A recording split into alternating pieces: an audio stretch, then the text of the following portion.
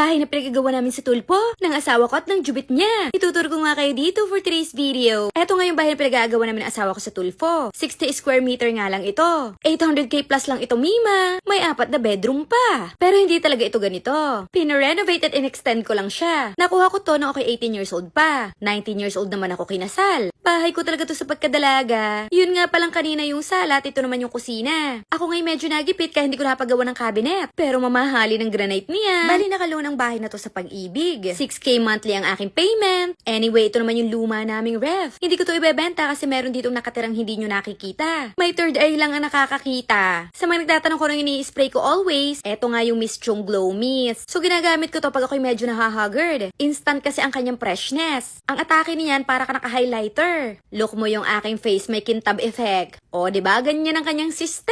Sunblock pa iyan, SPF 50 pa. Hindi na masisira ang makeup mo, Mima, once mag-retouch ka. Punta naman tayo sa second floor at third floor. May 2 kwarto ito sa akin at kay Celine. So, dito muna tayo sa akin. Medyo malit ng a little bit pero mahal yung aming cabinet. Ito yung aking dating bed. Pansinin yung mga luma kong TikTok, makikita nyo yan. Ito yung binadgetan ko talaga na cabinet. At ang room ko nga pala ay meron siyang toilet. Sira-sira na nga dito, Mima.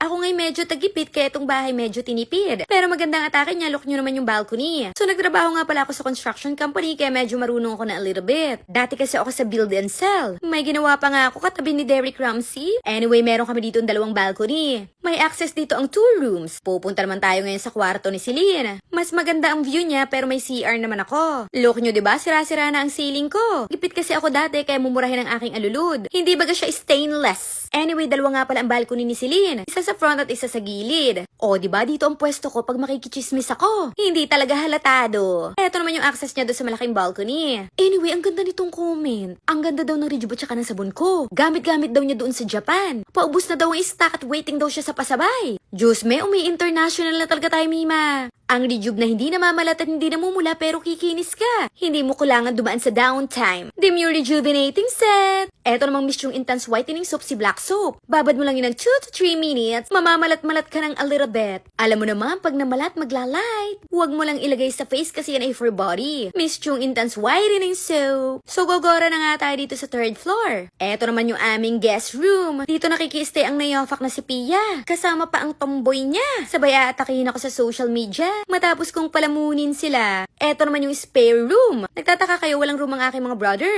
Tamad kasi ang mga nayopa kaya ang supa sapat na.